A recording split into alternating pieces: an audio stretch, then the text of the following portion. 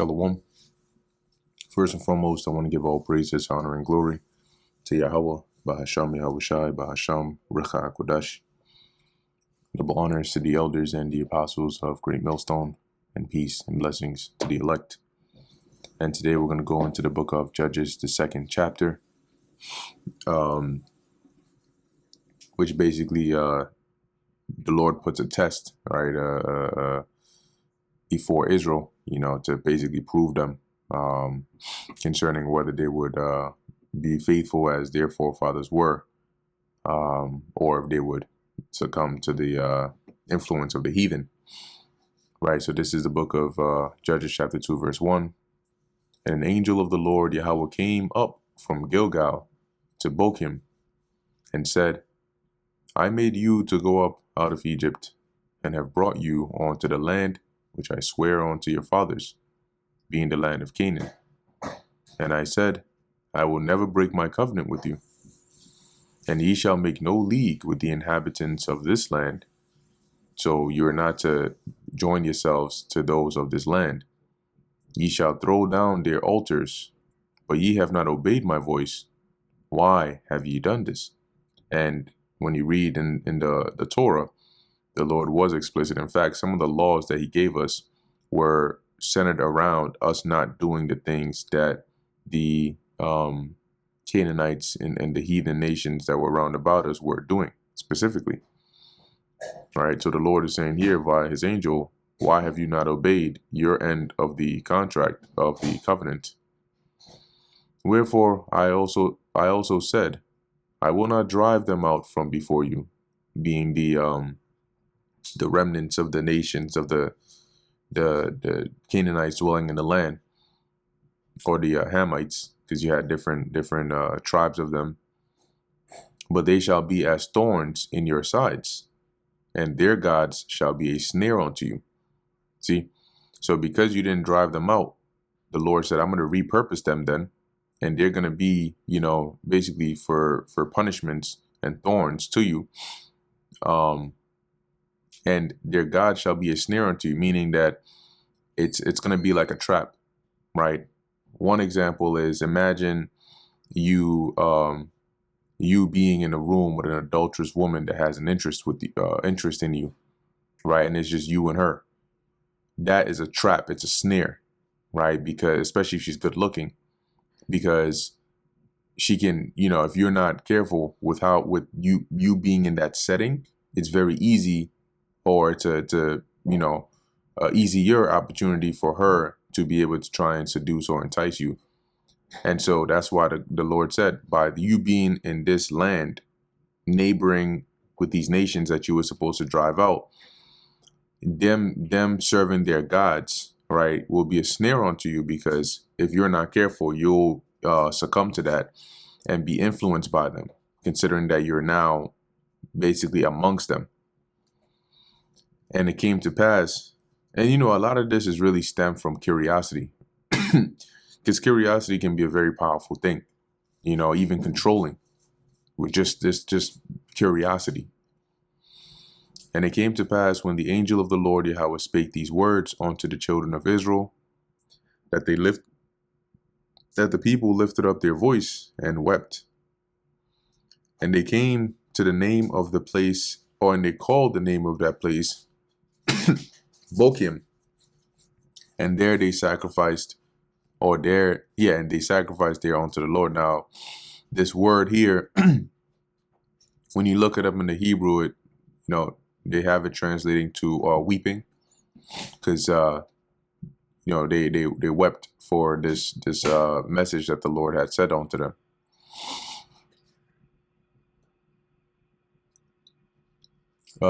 Verse 6. And when Joshua had let the people go, the children of Israel went every man unto his inheritance to possess the land. And the people served the Lord Yahweh all the days of Joshua, and all the days of the elders that outlived Joshua, who had seen all the great works of the Lord Yahweh that he did for Israel. Because at that point they had that guidance, right? They had the leadership that would keep them on the right track. And Joshua the son of Nun, the servant of the Lord Yahweh, died, being 110 years old. And they buried him in the border of his inheritance in Timnath Heres in the mount of Ephraim, on the north side of the hill Gaash. And also all that generation were gathered onto their fathers. So that older generation, eventually they all died. And there arose another generation after them, which knew not the Lord Yahweh. Now, this doesn't mean that they had no clue who he was, but they weren't well acquainted with the Lord as their parents were.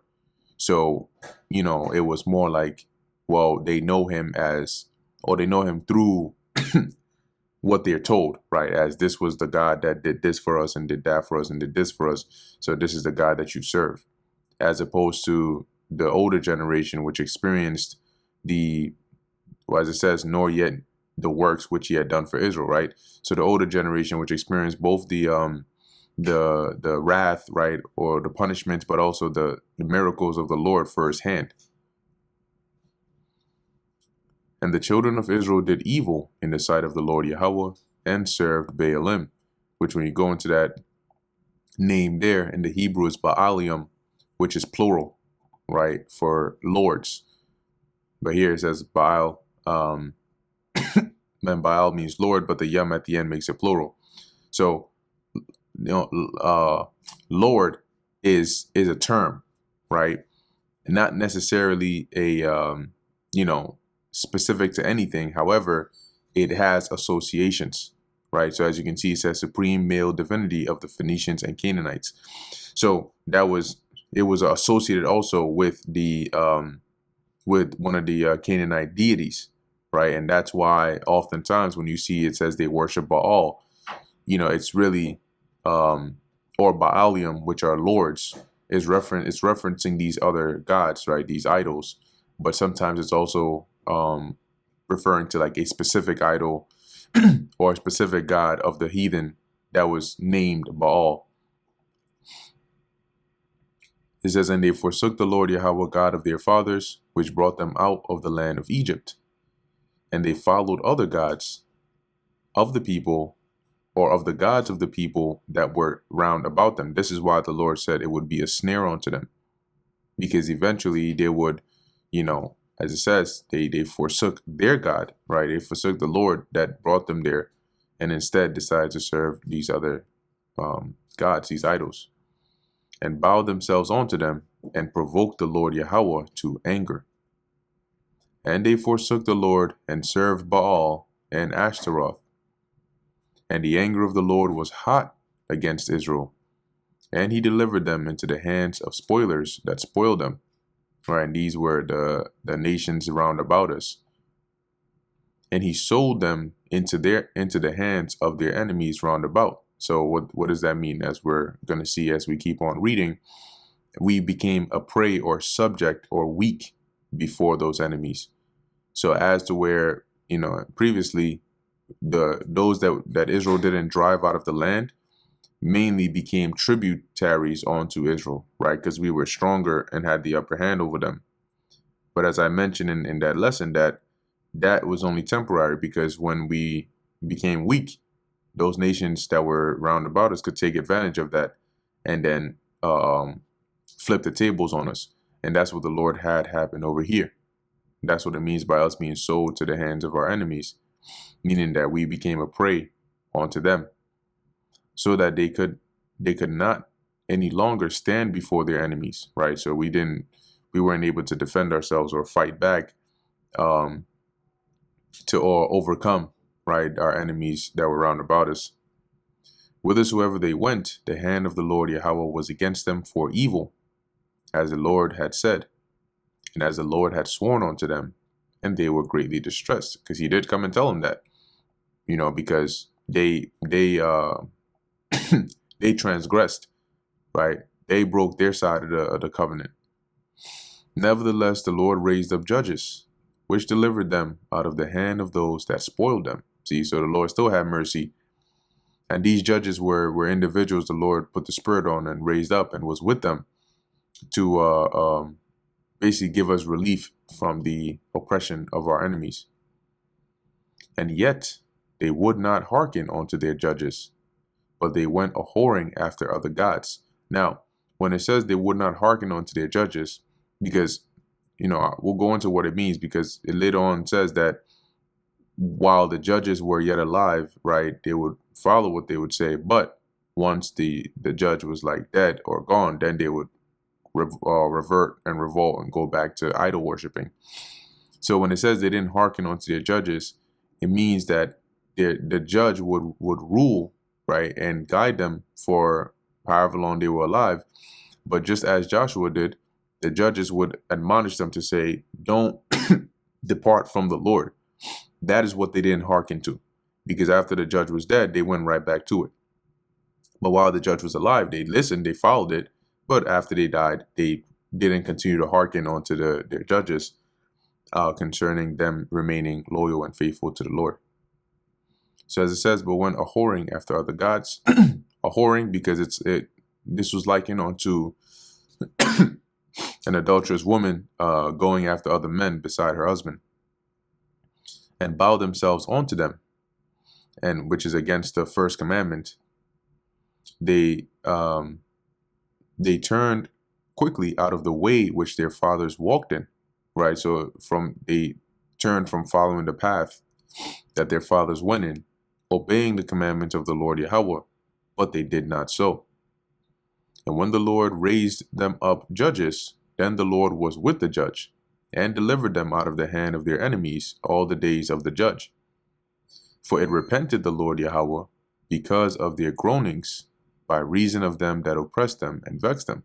So, by hearing Israel being vexed and crying and groaning and so on and being oppressed, the Lord would repent of the evil, and he would raise up a judge that would deliver them. And it came to pass, when the judge was dead, that they returned and corrupted themselves more than their fathers in in following other gods to serve them, to bow down unto them. See, so when the judge, once again, when the judge was dead, they would run right back to it, and then they would be worse than before. They cease not from their own doings, nor from their stubborn way. So this is something they just continue to do over and over and over again. And the anger of the Lord Yahweh was hot against Israel, and he said, because that this people hath transgressed my covenant, which I commanded their fathers, and have not hearkened unto my voice, I also will not henceforth drive out any from before them of the nations which Joshua left when he died. See, so the Lord said, nah, you know what? Now I'm going to leave those nations in here, and they're going to continue to be a thorn in your side because you've broken that covenant. That through them I may prove Israel, whether they will keep the way of the Lord Yahweh to walk therein, as their fathers did keep it or not. So the Lord said, I'm going to leave them in here, and they're going to be a test. And when he says I'm going to use them to prove Israel, it means to test them, right? To see, are they going to, keep the ways of their fathers and follow me or not? And they were pretty much already off to a bad start, a very bad start. Therefore the Lord Yahweh left those nations without driving them out hastily, neither delivered he them into the hand of Joshua. And that's why during the time when we went through in the book of Joshua, they weren't able to drive out all the nations from the land.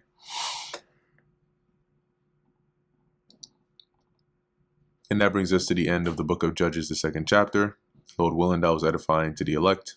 In closing, I want to give all praises, honor, and glory to Yahweh, Bahasham Yahweh Shai, Bahasham Recha Kodesh. And until next time, Shalom.